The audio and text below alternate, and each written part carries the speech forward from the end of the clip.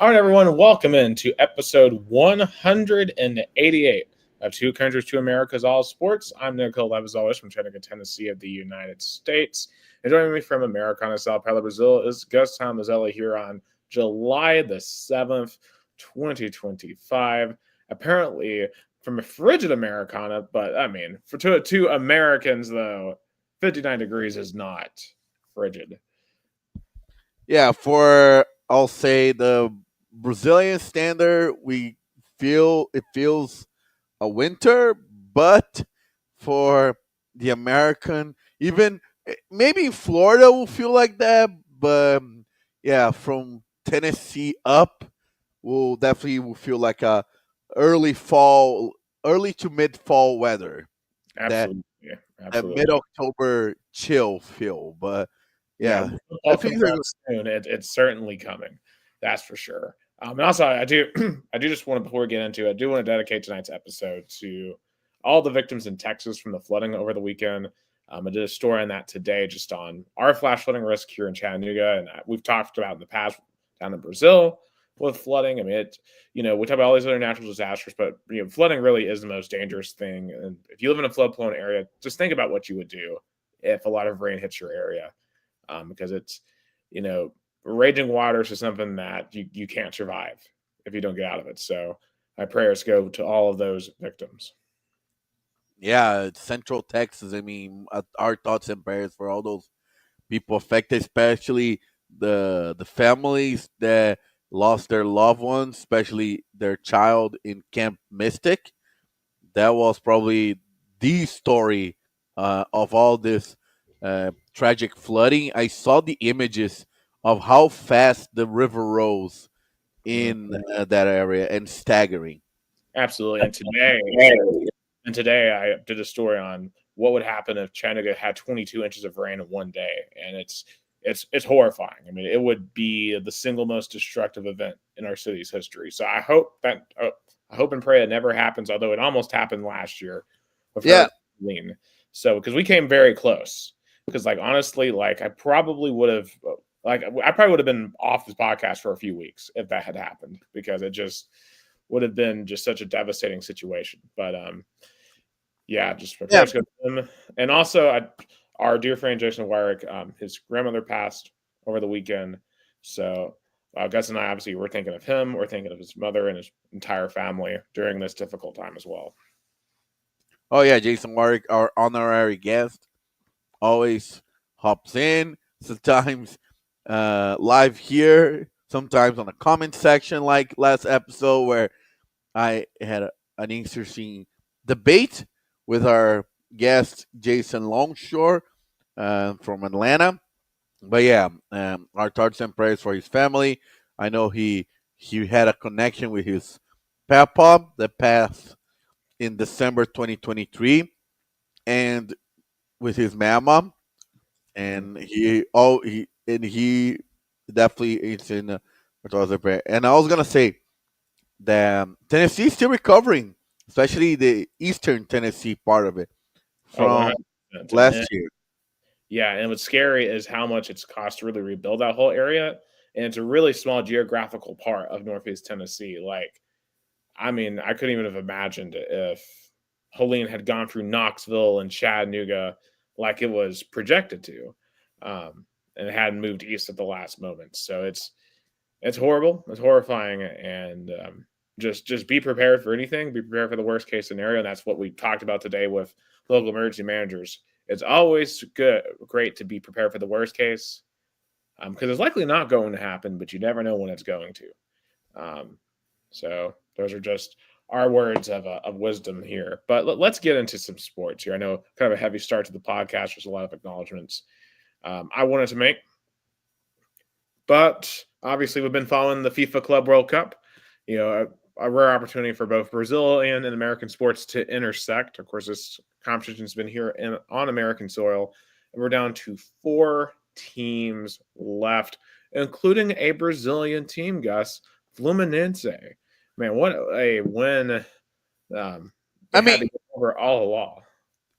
for the American viewer that I know is not interested, I know they probably, I'll say, probably 5 to 10% of the fans that went to those games in Florida, Georgia, Pennsylvania, California, and New Jersey were probably from Brazil, Mexico, Japan, Argentina, but American, you know, soccer fan probably didn't show as much. But Fluminense is the March Madness Cinderella story.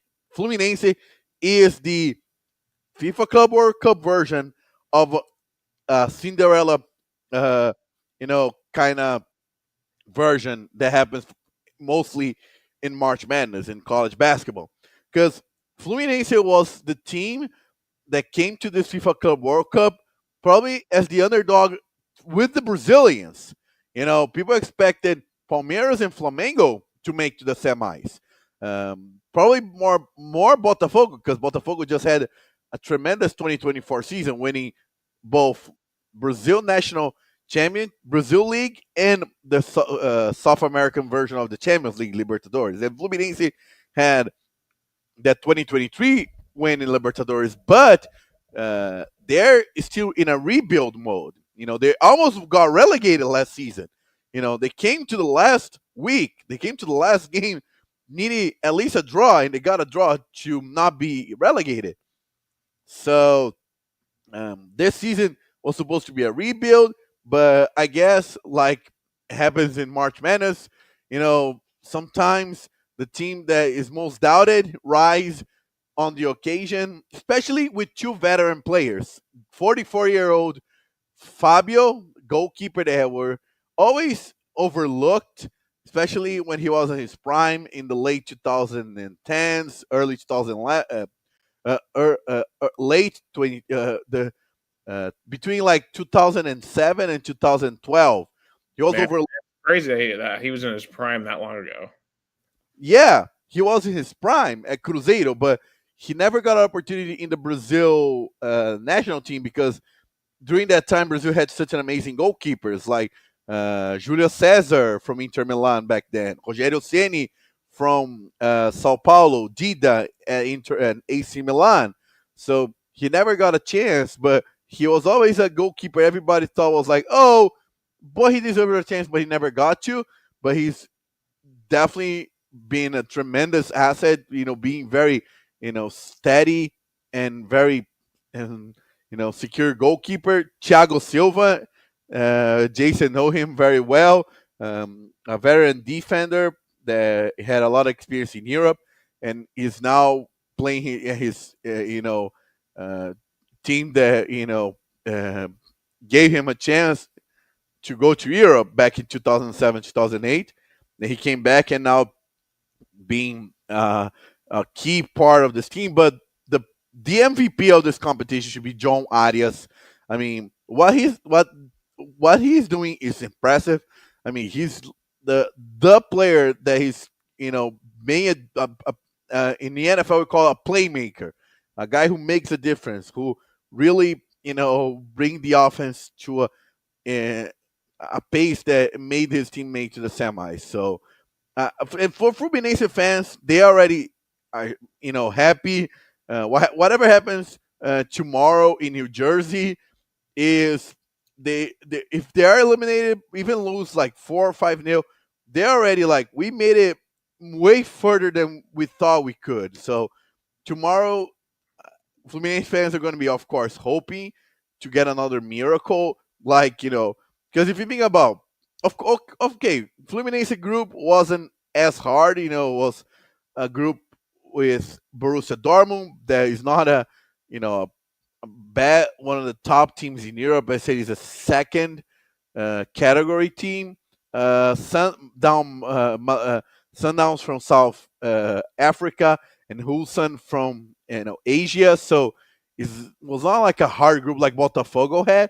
But once it came to the playoffs, they had to face the current runner-up of the Champions League, Inter Milan, 2-0. Then they defeated Al Hilal, which defeated a Man City, and their roster, is valued at almost like 100 billion. Yeah, and I want to say this for Al Hilal, for all the investments they have made, into trying to get European stars there and African stars there. It doesn't seem like getting much of return on investment, right? Like if they want to be spending the type of money to be with European clubs, and they're getting eliminated by Fluminense, it just doesn't seem like there's an ROI there. And I mean, I would imagine the Saudis are going to continue to try to pump money into that as Saudi Arabia, because I think, this is more than just Al Hilal, right? Like Saudi Arabia wants to be a global superpower, especially with what's going on in Iran right now. I know that's beyond the scope of sports, but I mean, that kind of, I think, plays into It's what you're fine. seeing in the league. Yeah, and of course, this whole tournament has a lot of connections with South Arabia because you know they helped secure the TV deal that made this tournament happen. Because I think Saudi Investment Group bought the zone that bought the rights, TV rights for this tournament, and FIFA not not related note awarded Saudi Arabia with the 2034 World Cup. Well, as we all know, FIFA can be easily bought, Yeah, allegedly. yeah, allegedly. Yeah, allegedly. So, it was obviously awesome for Fluminense, and I thought they were honestly getting job by the refs for a good part of this Yeah, match. if it Like the wasn't for VAR, it would have been a bullshit call of a penalty. yeah, just it would have been awful, but thankfully that got overturned. And Fluminense deservedly won the match 2-1. Now they're going to play Chelsea tomorrow, because Chelsea defeated Palmeiras 2-1, and once again, Palmeiras can keep the jokes flying. They can't win an Yeah, international competition. no, it's not international. They can't win the world competition. They won international in Well, okay, South America, but they can't win in the world like their rivals, Corinthians, São Paulo, and Santos. Because that's the joke. and I would like to remind you that I was the only one on a free person panel last week to pick Chelsea. So, It's uh, fair. yeah, and look, I mean, I just Chelsea is now just won 12 or 13 matches at this point. Like they're playing pretty well. Now Palmeiras, yeah, like they definitely gave them their best shot in this match. But they Uh, had to play without two best defenders, Murilo and Gustavo Gomez. So when you lose two key players like that, of course there's gonna be a sense of, not playing with their best. Of course, the guys who play in their place gave them all, uh, gave their everything, especially Van der Leyen and Bruno Fuchs. They Mikael and Bruno Fuchs, they were, but their starting defense, GI, Bruno Fuchs, Mikael, and Van der Leyen, weren't the ideal for defender stars. As I said, they were missing Murilo, missing Gustavo Gomez, Piqueires. So when you lose three players, key players like that, there's gonna be, and in the first half, it felt like Chelsea could have easily be 2 or 3 goals up. yeah, I think for Palmeiras, right? Like obviously this is a ghost that haunts them. This whole not being able to win the World Cup, and no matter how many national tournaments you win, no matter how many continental tournaments you win, this is ultimately the thing that continues to elude you. And especially with the way Brazilian soccer is just so cutthroat, I wouldn't be surprised if this leads to another cycle of 2 to 3 new coaches before the next World Cup opportunity. Uh, And we'll probably leave them in the same position of not being able to defeat a Chelsea, defeat these big European superpowers. I wouldn't say that because Abel Ferreira now lost 3 opportunities to win the now Intercontinental slash FIFA Club World Cup. 3 times they had a chance to win that tournament, and all those 3 chances were with Abel Ferreira. They lost in the semis in 2020, 2021 to Tigres, 2021, 2022 they lost to Chelsea in the finals, and now again to Chelsea the quarterfinals. So Um, so Abel Ferreira, I think Leila Pereira, the team's president, are not gonna, you know, fire him. Of course, he might leave because he feels like um, his tenure is kind of steady, or he feels like he needs another opportunity. But in the Palmeiras end, Leila Pereira said it again. Abel Ferreira is our coach, and he's gonna stay. As they should. Like they like this is the blueprint that more Brazilian teams need to stick with. Just be consistent. You know, you're not going to win every competition possible. And I understand it's painful for Palmeiras, right? Like it'd be like Tennessee, me demanding the Tennessee to fire Josh Heupel if we lose to Georgia again. Like, yeah, it's frustrating we can't beat Georgia, but look at all the other teams he's beating, right? Like, look at the progress we have made. So, Or, or even the Tennessee Titans, like, you know, making to the Super Bowl, not winning again, but you see progress with the right, coach. well, if we make the Super Bowl, I would be over the moon, no matter what the result of the Super Bowl was. You know, um, that's just neither here or there. But um, yeah, but obviously Chelsea versus Fluminense and tomorrow. And I guess let's talk about the other two semis real quick. PSG and Real Madrid won their matches, and they both won with a red card, which was actually very interesting. You know, Yeah, but there was a controversial play with Donnarumma and Bayern Munich player. They ended up having a season-ending injury. right. So PSG versus Real Madrid. Jason Wire, he's joined us. He says this is the soccer equivalent of all the Saban firings. Where do you turn next? Yeah, for Abel Ferreira, yeah, definitely you can kind of compare it to that. You know, Us says Palmeiras. final final 5 minutes was insane. Yeah, that was crazy. Yeah. So let's talk about these. Talk about these semis here. So obviously, the one I think we're all more interested in is Fluminense versus Chelsea. Um, obviously Chelsea is a favorite here. Any chance Fluminense pulls off an upset? There's a chance. I mean, Fluminense has been playing very good on defense, very steady, more on counterattack. I'll go with Fluminense because they're beating the odds. So why not make it to the final? Well, the fact you're telling me that Fluminense is not playing well on defense, and Chelsea just dispatched Palmeiras, who's the class of Brazilian soccer. Um, I do think that Chelsea will find a way to continue to get it done here. Additionally, too, Marcelo De Sena says, um, I can and he, translate. Hey, hey, good show, Gustavo Tomazelli, and everybody from the podcast.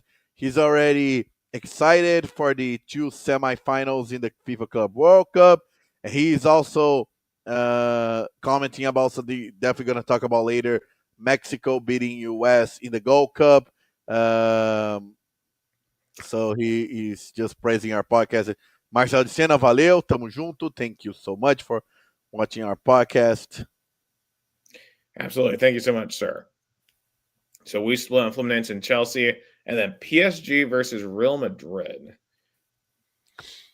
I'll go with Real Madrid because Real Madrid is the one that needed more this win in this tournament because again, Real Madrid did not win anything uh, in their last season. That's why they let go of Carlo Ancelotti. You know, So I'm going to go PSG. PSG just they seem to be on a roll with everything right now,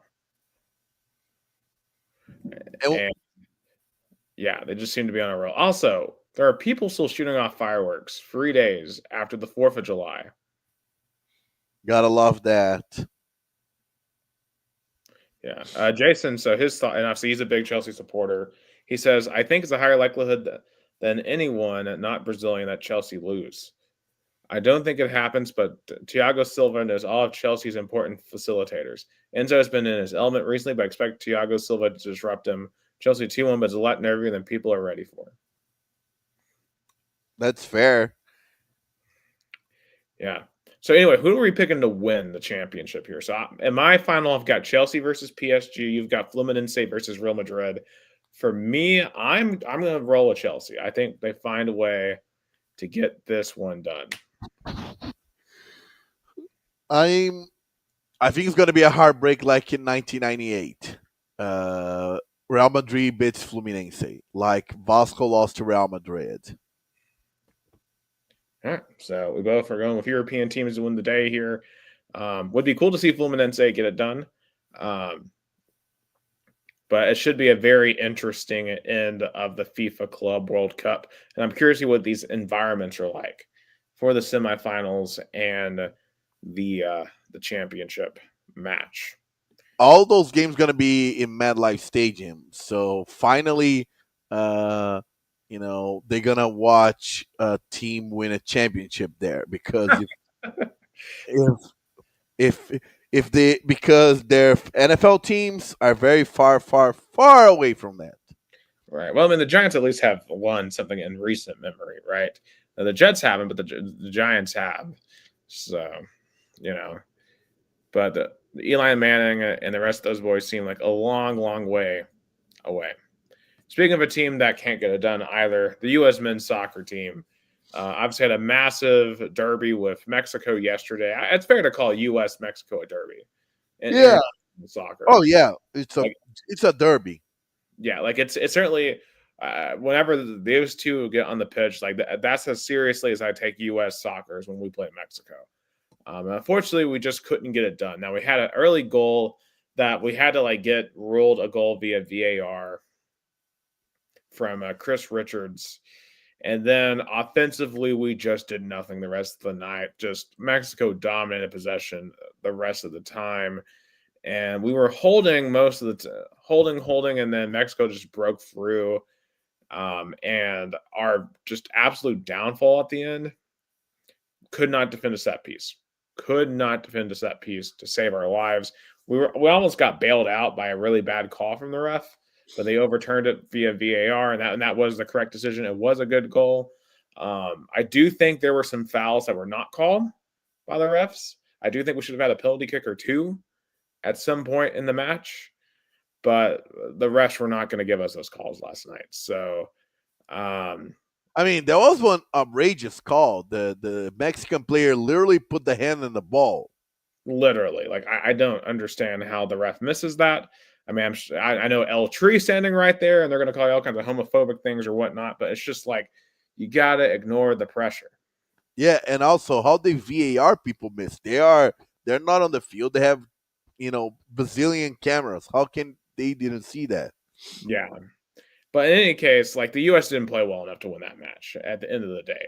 Like, and this was the thing. Like, even if you look back to the win last week against Guatemala during our last podcast, yeah, they got some early goals, but like when the U.S. would get an early goal, they couldn't keep the pressure up. They couldn't keep going. Great teams are able to keep attacking. This U.S. team, like, they get a goal or two and they just stop attacking. And it's infuriating because I hate, and I feel like this has been U.S. soccer in a nutshell now for a decade at least. Like, something positive happens, and then we go into a shell and just try to survive. Like, you're never going to be a great team if you do that. Like, I want to see us, even if it costs us, like, be aggressive, find a way to get some possession. And I get that we're not with the A team here, so maybe next year with Pulisic and all of the other stars that didn't play here, maybe we'll be able to be more aggressive. But I just think that that's the main problem I see with this U.S. team heading out of this tournament is we go into a shell when we get a lead, and it's been costly. Yeah, that's something definitely Mauricio Pochettino will have to work on it. Right. And would you say overall this is a good month for him? Because obviously it was rough with the friendlies, with the off the field controversies. But I feel like during this tournament, right? I mean, you met the minimum expectation. I mean, you got to the final. You didn't lose to Trinidad and Tobago or any country that would be really Honduras. like Mexico. I hate losing to Mexico, but like Mexico and the U.S. are roughly the same quality, right? I mean, they're literally right next to each other in the world rankings. It's not embarrassing to lose to Mexico. Um, like the U.S. has suffered some embarrassing losses in this tournament, especially like Jamaica a couple of years ago, Panama. But it's like, the only team that you should really ever lose to in this tournament is Mexico, and that might be entitled. But like, if the U.S. is going to get to a place where we're competing internationally, then yeah, that should be the expectation when it comes to the Gold Cup. That we should walk in and dominate everyone that is in Mexico at the bare minimum. And they were able to do that successfully. So I think you have to give Pochettino a lot of credit for that, especially considering that most of these guys are not going to be on the World Cup roster next year. Yeah, Pulisic should be back. Yeah, Pulisic should be back. I'll be curious to see how Diego Luna, how he progresses, what his role's like next year. I'm curious to see what our goalie is. See, Jason says disagree 100%. It's always embarrassing to lose to Mexico. We aren't at the level to compete internationally, so we must dominate Mexico. Not good enough. I mean, that's fair. I'll disagree with you, Jason. Sorry, but Mexico and US are kind of the same level. They are, you know, look at the teams. You know, look at the squad. I feel like both are still in developing kind of side in soccer. Well, I'll say this. There's two lines of thoughts here. Objectively, I agree with you guys in terms of you look at the U.S. and Mexico, we're pretty much about the same level, right? Like in terms of quality on the pitch. But if the U.S. wants to be actually really good, I do somewhat agree with what Jason's coming from in terms of like we must be dominating Mexico. Like if you're going to be of actual top level quality, and you're competing with the European teams and the South American teams, like you should beat Mexico, right? Like Mexico hasn't been past around to 16 now in 7 cycles of the World Cup. Like, I see what he's saying. I mean, I think objectively we're not better than Mexico right now. And that's just objective, especially with this B squad. But in the long term, it should be the goal to beat Mexico every single time.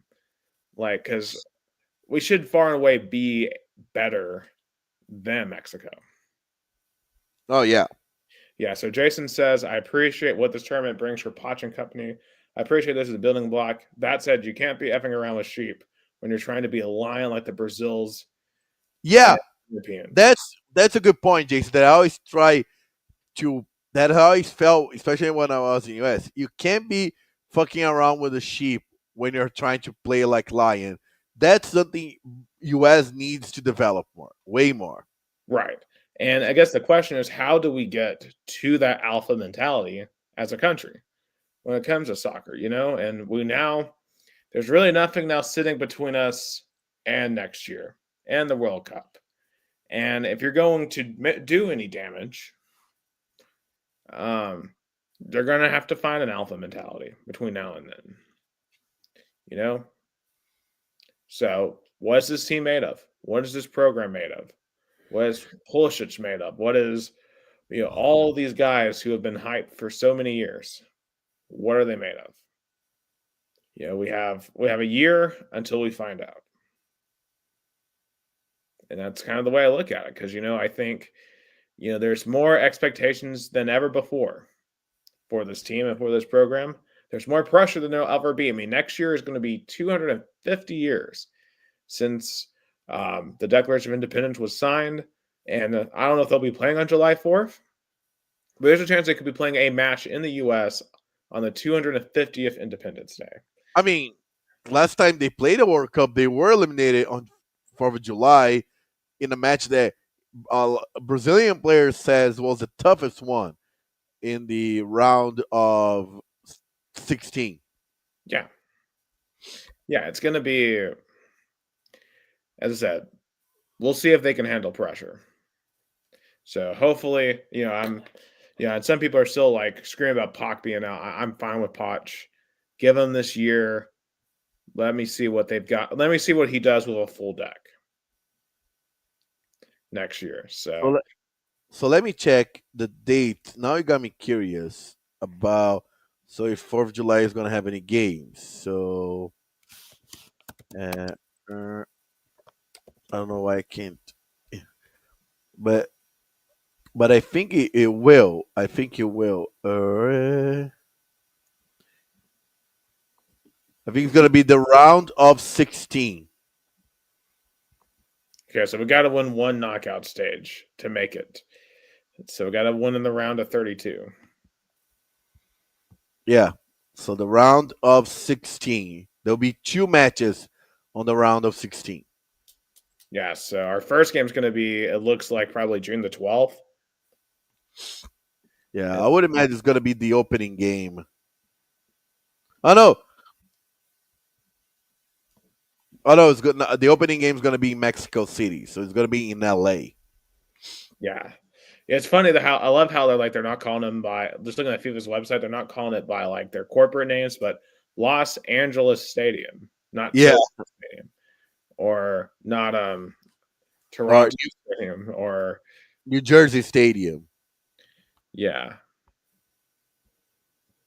FIFA is so weird. Like they can like, oh, we're not gonna like talk about these. We're above, talking about the sponsorships, but like, it's FIFA, Yeah. Yeah. I guess they want it to be their sponsors, but I guess not. Yeah. So in any case, um, we'll circle back around next week to the end of the Club World Cup. Before we move on to other sports, Gus, is there any other soccer things from Brazil? Yeah. I was gonna go right ahead and talk about it. Of course, Brazilian league resumes next weekend. Cannot wait um, to have Brazil soccer here in our country. And but speaking of the competition, there's ongoing uh, Paulista Cup, Rio Branco again. Another game, another tie, 0-0 at home versus Paulista of Jundiaí. 3 games at home, 0 goals, Mm. 0 goals. I feel like it's a curse because you know I switched from broadcasting to filmmaker on the sideline, and since that happened, I recorded 0 goals at home. You got to get back in the booth, Gus. I'm starting to feel that. I say, okay, the- uh, there. Okay, I'll go until the end of this tournament. If this keeps on going, I'll reconsider for next year because 3 games and no goals. How?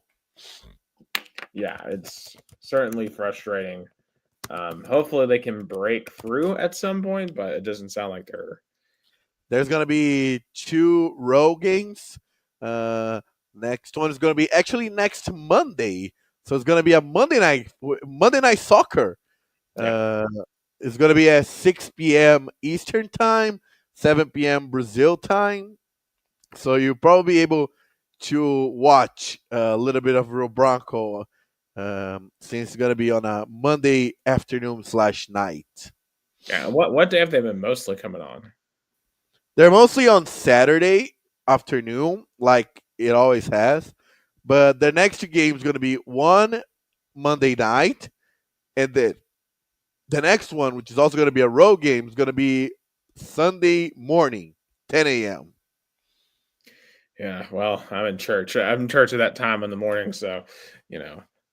So I mean, that just is what it is there. But in any case, hopefully they can get things turned around. Oh Um, yeah, hopefully. yeah, Vamos Tigre always. Okay, so let's switch gears a little bit, talk a little bit of NBA. Some unfortunate news here.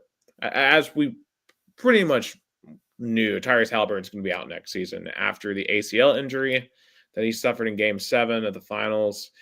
Um, I mean, so just hate to see it. So heartbreaking. Um, Yeah, I think now Indiana uh, fans should wrap their arms around him, embrace him, because he's gonna need all the support in the world. Because imagine being the one of the top players from last season, carrying sometimes the team to the moments like the finals. and now he's going to be out of for the next season. So he's going to be all needed all the support in the world. Absolutely. And I just hope he's able to find a way to come back at some point.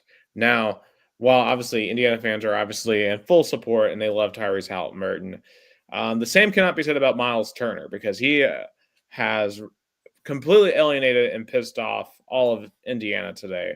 So apparently, the Pacers president found out that Miles Turner went to the Milwaukee Bucks via a Shams tweet. Apparently, Miles Turner did not let him know that he was leaving Indiana to go to Milwaukee. He just left. And obviously Indiana and Milwaukee are rivals. So they don't like each other very much.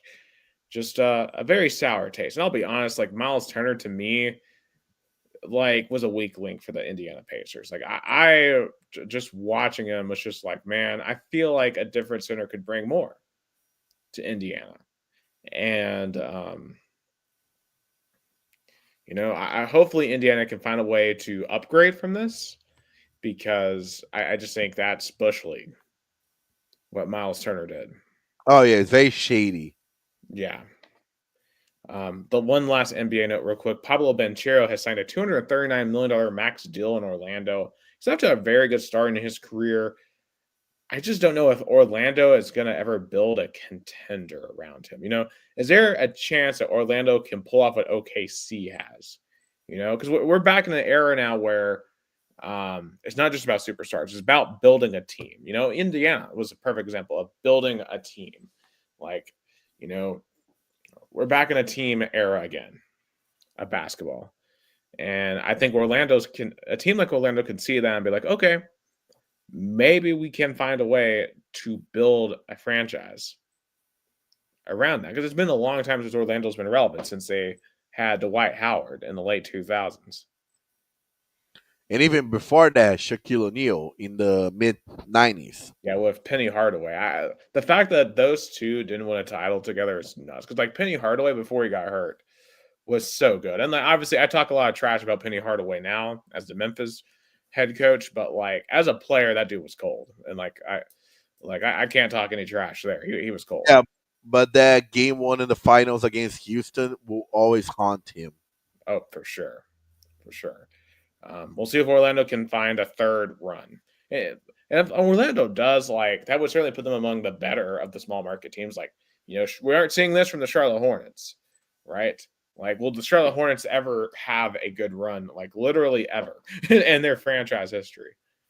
Like, honestly, like, what do we think is more likely? I'm trying to think of a good comparison here. More likely that the Charlotte Hornets ever make the NBA Finals, or take your pick. Like the New York Jets found their way back to the Super Bowl. Yeah, something like that. Yeah. God, that's just brutal. Anyway, speaking of the Super Bowl, it is July. We are 9 weeks away from the start of the NFL. It means it is time to start talking NFL. We have made it to the latter part of the summer. So what we're going to do is each week from here on out until the beginning of the year, we're going to do conference or division previews. So today we're going to start off with the AFC South, a division near and dear to us here on the podcast. Because obviously this is where my team resides, the Tennessee Titans. Jason, the Indianapolis Colts reside in this division. However, this division right now kind of belongs to the Houston Texans. They've won it the last 2 years, and they're the overwhelming favorites coming back into this year to win it for a third straight time. And it's kind of a mess, Gus. When you take a look at the 4 teams here in the AFC South, we'll start from top to bottom. The Houston Texans, of course, this is CJ Stroud's 3rd year behind center. Of course, he's been off to a very, very good start in his career, making it to 2 playoff appearances. They have 2 playoff wins under CJ Stroud. And the thing about Houston is, okay, you're off to a good start in his career. Obviously, they had the whole Deshaun Watson debacle a couple of years ago with the whole massage situation, and they kind of went into the wilderness with Davis Mills, and they were able with DeMeco Ryans to really rebuild.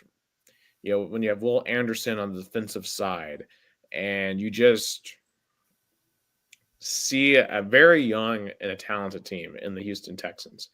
Um, Gus, where should the expectations be for Houston? Is this a team that we can realistically think about as a championship contender, or do we think they're still far behind a team like the Chiefs and the Bills and the Ravens?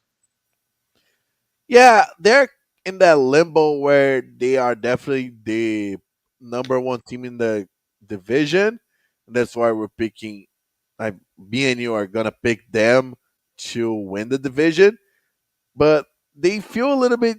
I mean, last year they had a good run in the playoffs. They made it to the divisional round. So I mean, I feel like how much uh, their expectations are, as you said, with third season of CJ Stroud, and I feel they should really be looking for how can I say this a more realistic and optimistic up front. Right. And I think the thing that's going to be interesting to see is how the wide receiver core for the Texans moves forward because it's very likely that Tank Dell, who's been a very good receiver for Houston, is going to be out most of this year with a knee injury. Now, Nico Collins is going to be your wide receiver 100% because Stephon Diggs is gone. He went to the New England Patriots. However, they drafted Jaden Higgins and Jalen Noel, of the two receivers, both from Iowa State, and Christian Kirk was traded to the Texans. Um, is that going to be good enough? Especially when you look at Joe Mixon and Woody Marks in the backfield. They let Laramie Tunzel go to restructure the offensive line. I don't know if the firepower is truly there, right? Like if the defense comes out and gives you a chance, like you might, but obviously, can Derek Stingley Jr. and Will Anderson and Kellen Bullock continue to play well and get better?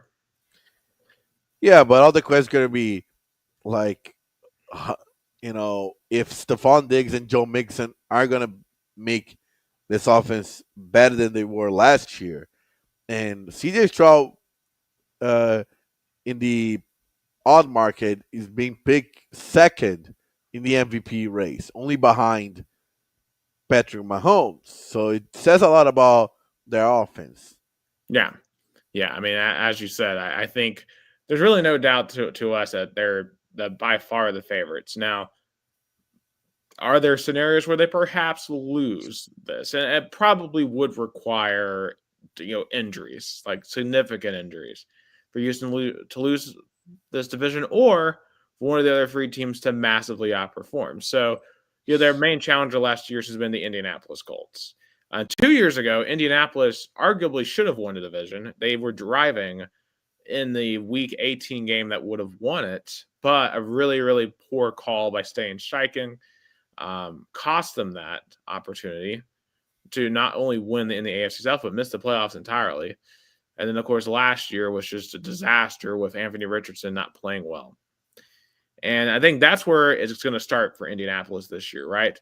How much longer of a leash does Anthony Richardson have as the quarterback of the Indianapolis Colts? Because they have brought in Daniel Jones. Now, Daniel Jones was a bust in New York. He was not very good. But you can argue that if he gets to play here in Indianapolis, it'll be a better roster than anything he's ever played with in New York.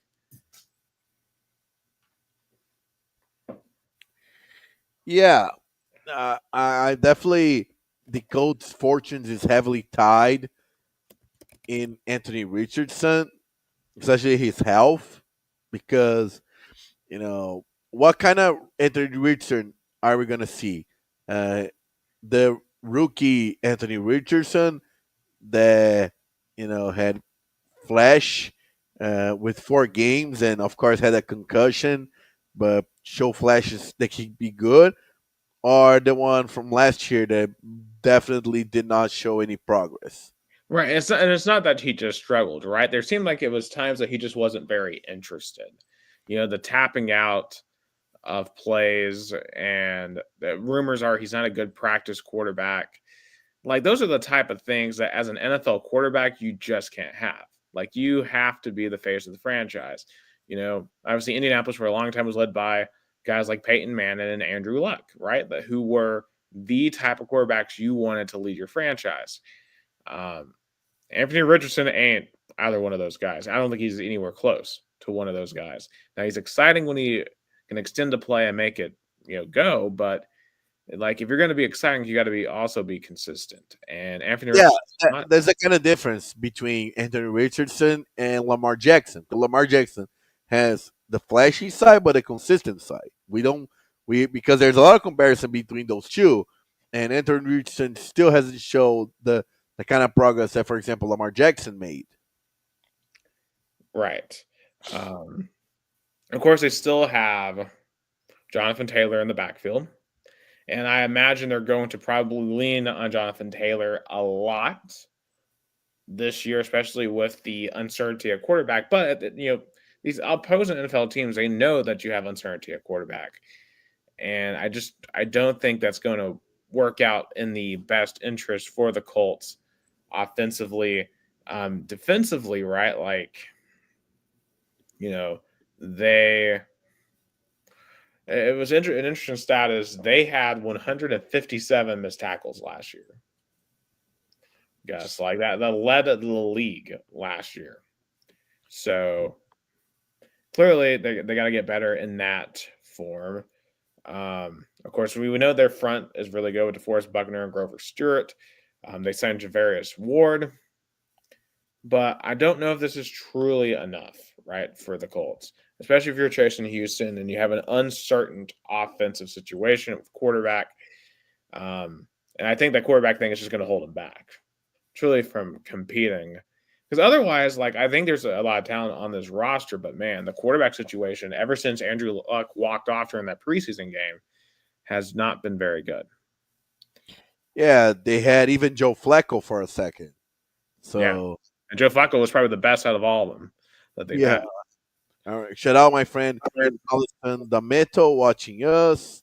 Absolutely, shout out, you sir. Um, But yeah, go ahead. I think Coach wanted this Andrew Richardson situation to work because they can move on from that traumatic moment, which was losing Andrew Luck. It was weird the way he did it. I feel like he could have gone in the off season in June, July, be like, hey, coach front office, I can't play anymore. They would do a press conference, honor him in a preseason game, and trying to find a replacement. But when you made that announcement in the end of the preseason, it makes harder to team to move on. So that's why they're still kind of hard to heal. Right, and right, and it's just so devastating because like he probably should still be playing now, but you can think Ryan Grigson and his inability to put an offensive line in front of him for that reality.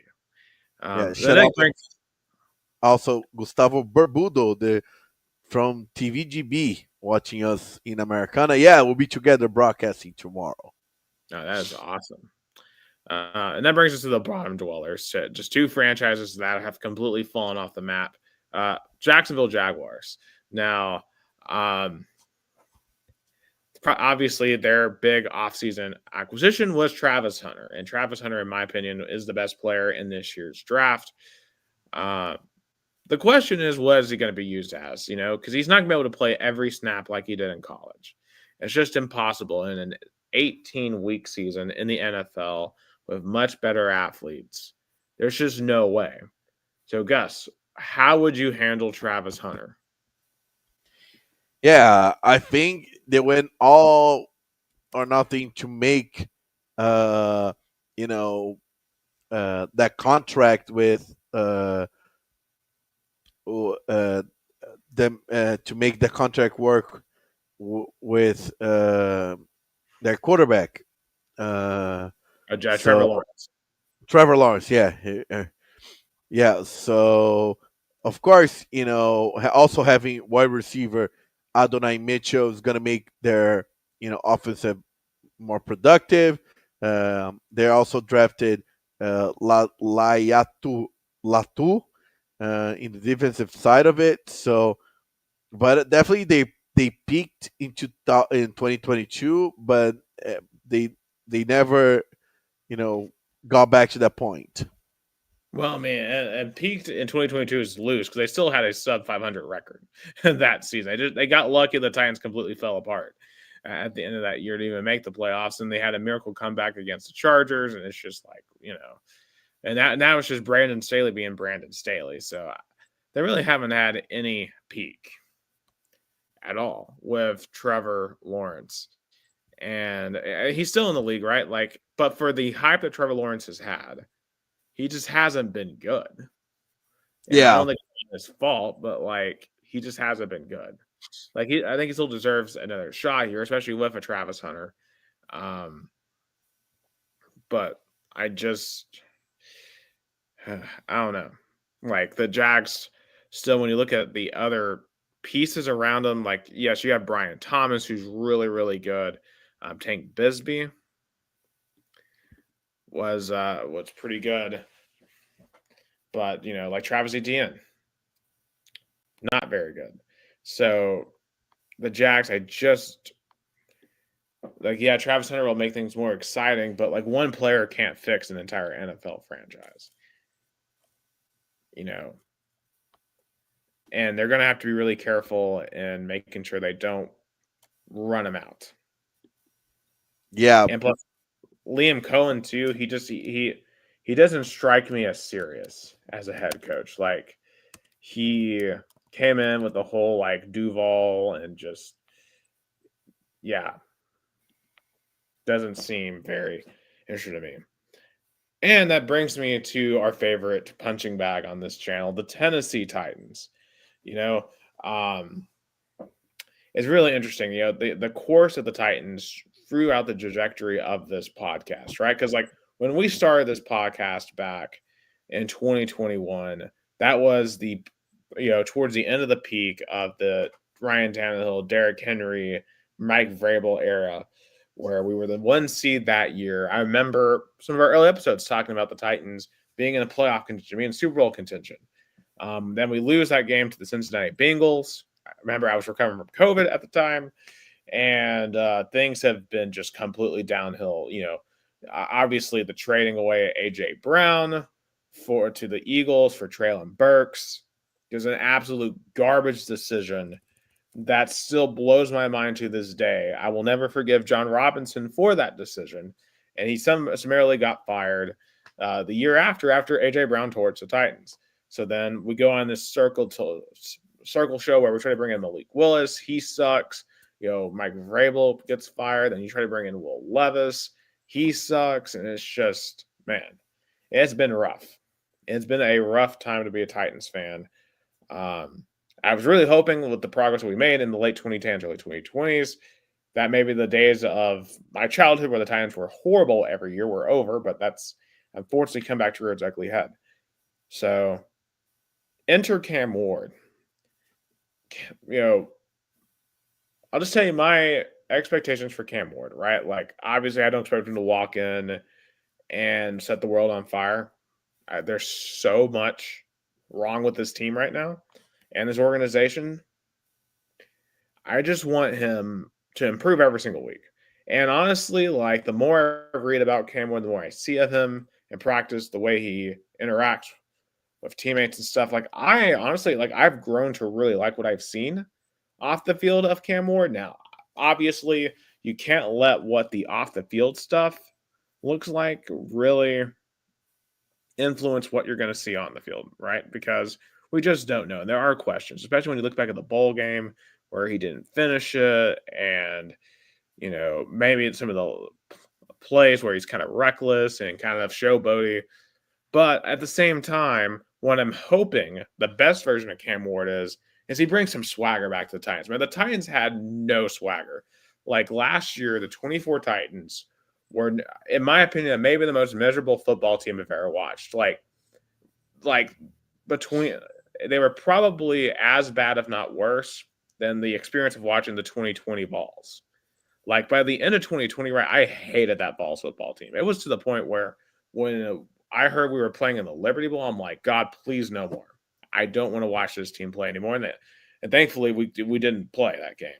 And that was my same thought about the 24 Titans last year. Like they were so bad that I was actively rooting against them for the draft pick by the end because I hated Will Levis. I hated that team. I was gonna ask you. So the Will Levis experiment failure.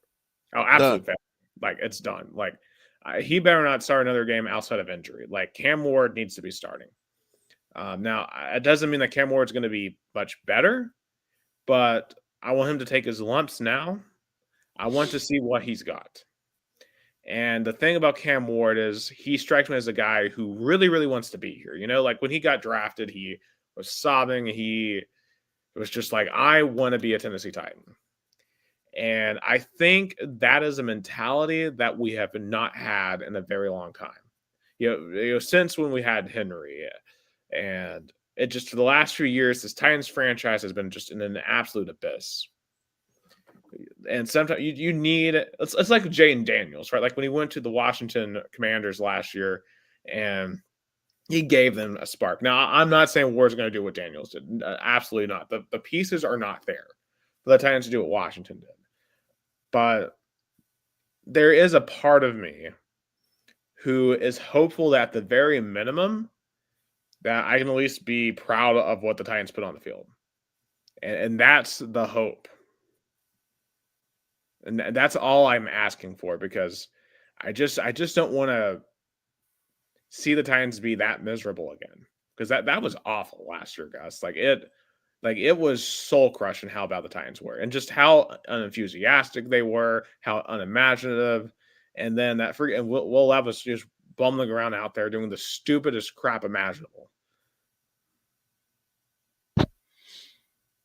Yeah, it was like I feel like the Titans right now needed a new set of hope. That's why, as you point out, needed to move on definitely from Will Levis. That you point out from the beginning, he probably wasn't, up to the task. No, we should have never drafted him, and I was never happy about that pick to begin with. And yeah, but I am slightly more hopeful for Cam Ward. Now, obviously, offensive line is still not very good. There were some potential improvements to that line that we've made in the offseason, like Dan Moore Jr., granted not great. Pittsburgh fans were happy to see him leave, which is not a good sign. But still, right, like you have some veterans mixed with Gronkowski and Latham. Can they be better, though? I don't know. So obviously you lost DeAndre Hopkins, Nick Westbrook-Ikine in free agency.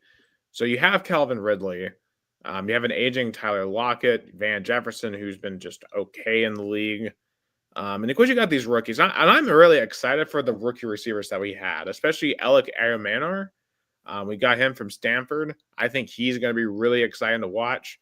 Additionally, I think the undrafted Xavier Restrepo. I'm so excited. He played with Cam Ward in Miami. I think he is going to be really exciting in the NFL. And I don't know how he was undrafted because he was just he caught a lot of balls last year. So, Pollard and Spears are back at running back. And honestly, those two didn't play bad last year. Really, a lot of the offensive woes were Will Levis just sucking, like just being horrible. Of course, defense is just, it's not quite there right now. There's a lot of holes. Of course, L'Jarius Sneed, just for all what we gave up for him, just didn't quite do what we needed. Like, he only played 5 games. Yes, you have Jeffrey Simmons, but outside of that, it's not great. So clearly this team is not going to be competitive this year, but I'm at least hoping that they play with more effort, with more inspiration. And I see I want to see some more fight out of the Titans. Yeah, you want to see at least somewhat improvement. Exactly. So I guess we're both going with the Texans here to win this division. Yeah, Yeah. So yeah, definitely. so I'm sure we'll have more disagreements in the weeks to come over different divisions, but this But one's pretty straightforward. what's funny about you talk about the Titans, I throughout this podcast there's going to be almost 4 years. Wow, I can't believe that we're going. So we start 1, 2, 3, 4. We're going to the fifth NFL season. Wow. Yeah, I know it's nuts. And because you think about some of the other teams we talk about, right? We talk about the Vols all the time. And like the Vols, when we started this podcast, right, we were just started under Heupel. We were like, okay, okay, they're pretty exciting, but like how far can we actually go? And we've been here for the 22 and 24 seasons. Um, And even you know, in the 23rd 3-1 where we went together to the Citrus Bowl. yes. So it's very interesting. So hopefully the Titans can be more exciting and can come back and um, make Sundays fun again, right? Because I've been watching a lot of NFL Red Zone the past 2 years. I would like to get back to watch some Tennessee Titans soon. Yeah, Um, definitely. Also in the football world, on the college football side, college football 26 is out this week. The follow up to the last year's college football game. I'm very excited to play this. I will get my hands on it on Thursday. I've early reviews I've heard are positive. So I'll report back next week with more. Maybe I'll do that thing like I did last year where I can simulcast me playing. Yeah, that would be fun. Yeah.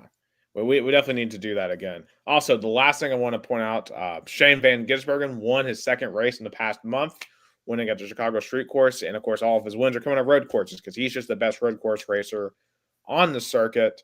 And he could go back-to-back because they also go to another road course this week in Sonoma. Although I do think other guys like Tyler Reddick and Kyler Larson are going to be right in it. Alex Bowman and Bubba Wallace got into a wild incident. To me, I thought it was Bowman's fault. I thought he pushed Bubba there, but they both apparently squashed their beef after, so there was no fight. And additionally to this, NASCAR just needs to stop with this in-season playoff tournament. Like with the crashes and stuff, like no one cares. The fact that Ty Dillon's in the quarterfinals just because his two opponents have crashed is ridiculous. Um, and also in Major League Baseball, the Mets dominating.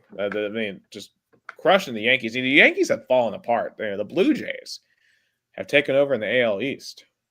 Yeah, I was gonna say, the Yankees lost 7 out of the last 10 games. The Mets completely dominated the Subway Series.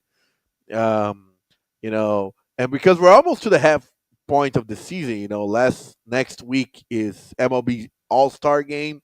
So with that point, we can already see who's a contender, who's a pretender, and who's a no show. Yeah, and this is the first year in a long time that the Braves are not a contender, which is very weird, because they've been a contender most years since 2017, 2018. So clearly they got to go back to the drawing board. But I mean, they had a pretty good run, and they got a World Series out of this run. So I can't be that mad about it. But clearly, they're going to have to retool. I was gonna say, do you think it's time to rethink about Brian Snicker. Well, I think more so they need to replace Alex Anthopoulos because this is more of an AA problem than it is a Brian Snicker problem. Now, ultimately, they're probably going to have to replace both, but Yeah, clearly Alex Anthopoulos is his fault why the pitching staff is so bad, because he didn't draft well enough and hasn't stocked the farm system like he should. Also, but the Nationals, go ahead. no, I was gonna say after that, let's do in the MLB who's a no show pretender contender. All right. Well, I mean, obviously, the no show is Colorado, right? 21 and 70. But Yeah, another no show is the Pittsburgh Pirates offense. I mean, you are wasting just an incredible season by Paul Schemes, and you can't do anything on offense. Like in the past week, Gus, they have scored since last Sunday. They have scored. Okay, last Monday they have scored. Or they scored 7 on Monday. Then they scored 1 on Tuesday, 5 on Wednesday, nothing on Friday, nothing on Saturday, nothing on Sunday. They didn't score a single run against the Seattle Mariners this weekend. and it's crazy. They have the best run against. They have the lowest run against. Um, ERA, the uh, lowest ERA. no, run against. All right. the runs allowed. Sorry, runs allowed. Uh, 356, but the run score also the lowest in the division, 313. That shows a lot. I mean, Uh, Paul Skeens has a 1.94 ERA with a 0.92 WHIP, and he's 4-7. That's insane. How do you have a sub 2 ERA and you're 4-7? Like someone needs to rescue Paul Skeens. Like get him out of there. yeah, I think by next season or by the next or the one after that, if the offensive side of the Pirates continue like that, he'll definitely would be traded. For example, like in a team that wanted to be a contender. 100%. For his sake, before his arm blows up or anything, I want to see him on a good team because, man, it's just a waste having him in Pittsburgh. That's the ultimate no-show. The Pittsburgh offense, man, just embarrassing. Another no show. The Nationals they fired their coach, right? Yeah, fire their coach and their manager. So that's what they get for demoting my MLB The Show character back to the minor leagues. So, at least they're video game versions. But in any case, yeah, the Nationals are just like obviously you had the miracle run in 2019, but outside of that, they're just not very good. Which was funny that on that decade, the Nationals had good teams, especially with a lot of Mike Scherzer uh, and here's the Phillies now.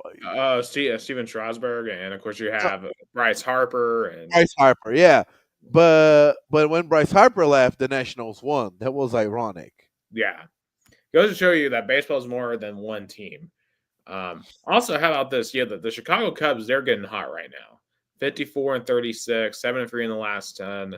Milwaukee's right there with them, 51-40. But hey, the St. Louis Cardinals, and the They're Reds, getting back, kinda. the NL Just Central is really good this year. yeah, the Brewers just obliterated the Dodgers 9-1 tonight. I was watching a little bit of that game, but yeah, because the NL Central has always been kind of even out. There's not a team that kind of stands out, but the Cubs are kind of the contender on that division alongside the Brewers. I feel like the Cardinals and the Reds are kind of pretenders still. I don't see them kind of they're I don't see that because the wild card in the and there's going to be at least one team from the West. I would think so. But in any case, we're going to have a lot more time to see how this develops. We'll have to do a fuller deep dive at the All-Star break. Next week, the All-Star game's in Atlanta next week. So finally, long overdue. Yeah. So no political mischief this time. Yeah. And in terms of voting, the rosters for this All-Star game kind of I didn't saw any surprises per se. I want to say I feel like so yeah, like I'm trying to find the complete all stars. So yes, so all right. So for the American League, your stars are going to be Cal. All right, so your star is going to be Cal Riley, of course, he's the leader in home runs. You have Vladimir Guerrero Jr., Gleyber Torres, Jose Ramirez, Jacob Wilson, Aaron Judge, Riley Green, Javier Baez, and Ryan O'Hearn. And the AL, the NL is going to be Will Smith, Freddie Freeman, Ketel Marte, Manny Machado, Francisco Lindor, Ronald Acuna Jr., Pete Crow, Armstrong, Kyle Tucker, and Shohei Ohtani. Yeah, I think I don't see any names that shouldn't be there. Of course, the NL East dominating and the NL East and West dominating. The names with Mets, Braves, Dodgers, and Padres. Most of it, they're only two players from the Central and all Cubs. Right. And of course, the Braves also have Chris Sale as well. So the Braves will have two players at home. But yeah, if this were a few years ago, they would have a lot more players at home. Yeah. It's a pity the former Braves player who's in the Dodgers is not on. Oh yeah, Freddie Freeman is going to be. Freddie Freeman is, yeah, and they better Freddie not. Freeman, He should get a large ovation, I would imagine. yeah, he was going to have a large ovation. I think he's going to be. He's going kind of a homer. Yeah, like he should have never been allowed to leave. So, and that was Alex Anthopoulos' first mistake. But then again, that was kind of Freddie Freeman's agent's fault too. But hey, we won a World Series with him, so it's not that heartbreaking. Yeah. All right. But in any case, I think that is all the time we have tonight here on this July the 7th. For Gus Hamazelli, I'm Nick Hill. Thank you so much for watching Two Americas, Two Countries, All Sports. Have a good one.